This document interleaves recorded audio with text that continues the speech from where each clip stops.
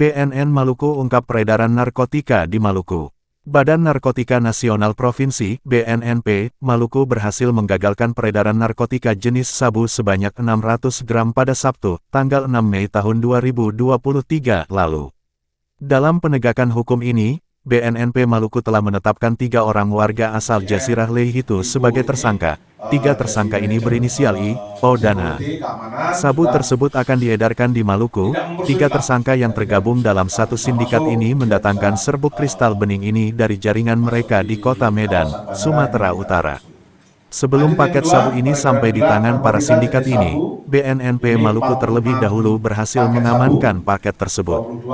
Jika dikalkulasi, setiap 1 gram sabu dapat dikonsumsi sebanyak 10 orang pemula, maka sebanyak 6.000 generasi muda di Maluku telah diselamatkan BNNP Maluku dari ancaman bahaya narkotika ini. Untuk pengguna sabu pemula, biasanya itu setiap 1 gram dapat dikonsumsi untuk 10 orang.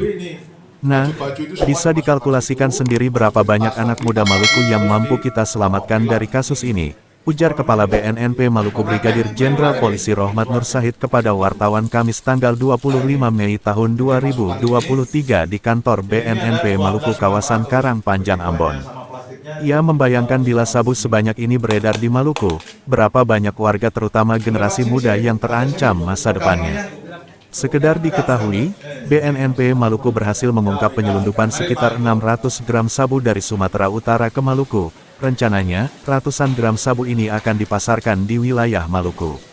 Sabu seberat lebih setengah kilogram ini ternyata dikirim dari Medan, Provinsi Sumatera Utara ke Ambon melalui jasa pengiriman milik salah satu maskapai penerbangan ternama di Indonesia. Ketiga tersangka ini sementara ditahan di rutan BNNP Maluku kawasan Karang Panjang Ambon. Para tersangka ini dijerat dengan Pasal 114 Ayat 2, Junto Pasal 112 Ayat 2, Undang-Undang Nomor 35 Tahun 2009 tentang Narkotika Junto Pasal 55 Junto Pasal 56 KUH Pidana. Para tersangka terancam pidana 20 tahun penjara.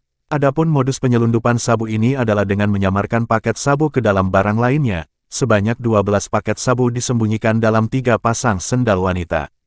Sebelum dimasukkan ke dalam sol sendal, setiap bungkus paket sabu ini dibungkus dengan kertas berlapis aluminium foil yang diduga merupakan bekas bungkus kemasan daun teh.